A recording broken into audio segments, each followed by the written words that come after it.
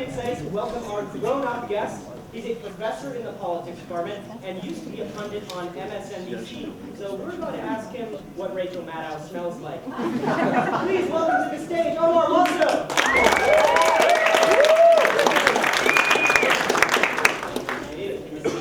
Thank you for having me. No problem. Very flush. Well, I suppose we should start by talking about what's probably on everyone's mind. In 1995, you appeared on Oprah in a 12-part series called Oprah Goes Online, in which you taught Oprah how to use email and the internet. Was she a quick learner? She actually was like a very quick learner. So this was a very odd setup. This is early days of the internet. She didn't quite realize like what she had been roped into by her producers, and so we thought we shot 4 segments a day, each a 2-hour segment, and it was like this kind of crazy arrangement where this is the early days of the internet. So like comes to teach her about something like searching on the internet, but like Jerry Yang, co-founder of Yahoo, who comes to teach her about like shopping on the internet, but like Jeff Bezos, Amazon. And so it'd be like me and Jeff Bezos explaining how to like buy something on the internet. And the sign for me, like, and I think so through this, like we were having fun, and she kind of was very sweet to me. But at the very end, like 3 very long days of shooting, and the crew is breaking down the sets, and like everybody's kind of exhaling finally that it's over, and she was there, like still doing email. And I thought, like, okay, this is a sign she's got the bug. So you were totally successful then. Well, I mean, it was like to be clear, like her producers, like we do our first going online to get your email, and so she logs into AOL, and there's like the boop boop boop, and like she gets on, and her AOL comes up, and it's like because the producers, her team had like kind of done some prep work. It's like her first email was like Quincy Jones, and then there's like another one from Yale, and then there's one from like Bill G at Microsoft. And she turns to me and she says, like, Omar, does everybody get an email from Bill Gates the first time? And she had this idea that it was like you enter his living room and he's like welcoming you in, like Like, look under your chair, you'll find a message from Bill Gates. Exactly.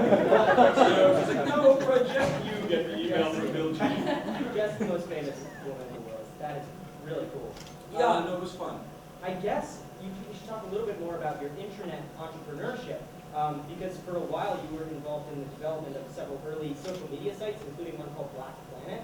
Want to talk about that? Sure. So, so I was like, a big nerd in junior high school and high school, and so had in the early days. So like I'm gonna get like old school on y'all, and I first went online with what was it, 1200 baud modem.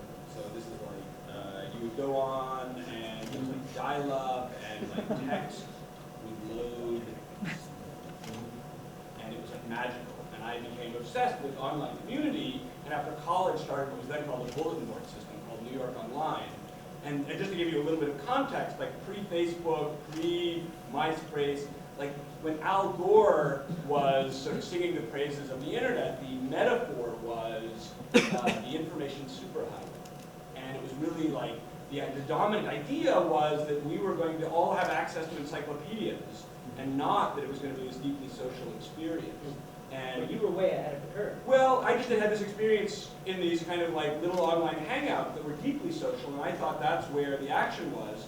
So I started an early service in my Brooklyn apartment as right out of college called New York Online. We had 20 phone lines coming in, like the phone company thought I was running a phone sex operation in my apartment. I was like, it's a small apartment. There's like, it's 20 modems. We couldn't fit 20 people in here.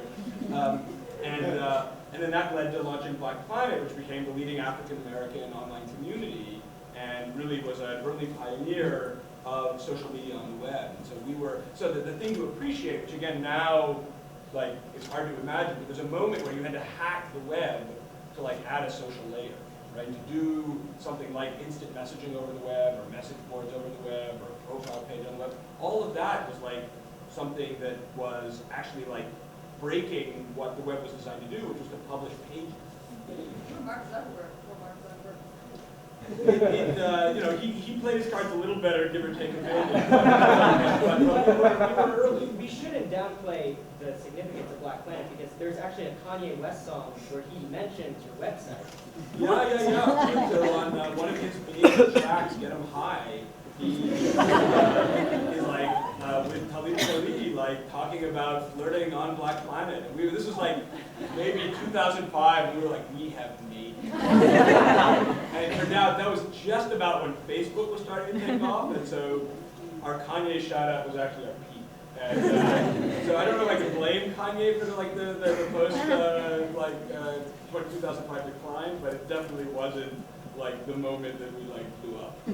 But of course, you're not really an internet entrepreneur anymore. Now you are a politics professor teaching Hall stats, for those of you who just put it in that problem set. It was very difficult. Can you talk a little bit about your transition from entrepreneurship into academia, which seems just totally out of the blue? Yeah, so the way I think about it is like there are some questions that have a business model. So when I was getting started with the web, there were questions like, can you give email to people for free, right? And like folks started Hotmail and like figured out that you can like do like internet email for free, and that became a company that got sold for $400 million, right? There's like a business model around free email. And when we were starting, part of the question was, can you, can you create community on the internet? Can you create multicultural community on the internet? And that was like an open question, and we kind of showed, yeah, you can. And by the mid-2000s, I was sort of, the learning curve had kind of flattened out for me. This was like my second social media company, and there were other questions I was interested in, like what led to us having the largest number of people incarcerated in the world, and there wasn't a business model around that, right? And like there are other questions, like I grew up in New York, and at a time when there was like, it was a really like high crime period in New York in the 80s, and I was sort of interested, like what happened in my hometown that there was like a crack epidemic. And again, there wasn't like an obvious business model around trying to like solve that, answer that question. But going to graduate school and learning, studying in some ways was the answer. And so like becoming an academic was for me a way to kind of get traction on these questions that were like looping in my mind. And so, like depending on the problem you're trying to solve, it might be that it's appropriate to go to the private sector, it might be appropriate to go to government. But in this case, for me, I was kind of waiting for other people to answer these questions, and at a certain point I realized I needed to go back to school and pursue a postgraduate degree to try and answer the question myself. Cool. So with regard to what you're working on now, I know you recently published a lot of statistical research on protests. Could you talk a little bit about that? Because I know that's like something on everyone's mind. Yeah, so there's like a debate partly within the political science world, which is like, what do protests matter is the name of this paper. And like the strong prior, right? In statistics, we think about like null hypotheses, right? So like the strong assumption is that protests basically don't matter, that like elites dominate political communication. And so if elites dominate political communication, presidents matter, media matters, but like protests, bottom up, kind of grassroots stuff shouldn't matter much. And there's a fair amount of evidence, to be clear, that like people with money, people with power have way more influence than like everyday citizens. And so what I did was looked at the 1960s, in particular like the black protest movements of that era, both civil rights and in a kind of post-civil rights era, protest that escalated to violence. And I find there's actually an enormous amount of influence that African Americans are having on policy, on public opinion, on voting. But what's the sort of twist is the nonviolent protest movement. So if your county is within 100 miles of a nonviolent protest movement, that county votes more liberally in the 1960s, 1964, 68, and 72 presidential elections.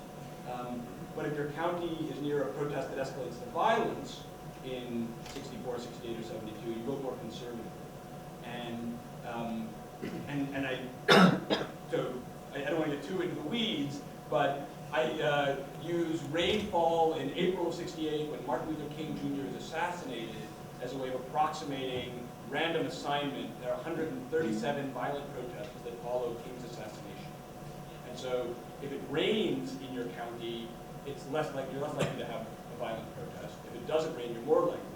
So we can use rainfall in April to approximate something like random assignment of protest, right? So this is getting a little like wonky. Keep the showers free. Yeah, exactly. And so the end of the story is, like, rainfall in April is highly predictive of voting more conservatively or not in November, such that what we can make a strong claim, a causal claim, that protests that escalate to violence are causing increased conservatism among white voters. And it's not just like statistically interesting, it probably tips the 1968 election, if we run simulations, from Humphrey. It's a very close election, much like this most recent one, and Humphrey loses by about a percentage point, Nixon wins, and it's entirely plausible in the counterfactual simulations I run that, that Humphrey would have won. And so coming back to the like animating question for me of how did we end up with this like mass incarceration equilibrium, this sort of status quo, at least part of that is Nixon gets elected and campaigns on law and order, and you know, it's possible in this alternate world that Nixon doesn't get elected, law and order doesn't become the kind of winning campaign strategy, and that like Nixon doesn't declare a war on drugs, that we don't end up with some sort of starting that kind of snowball of law, tough on crime policies following the '68 election.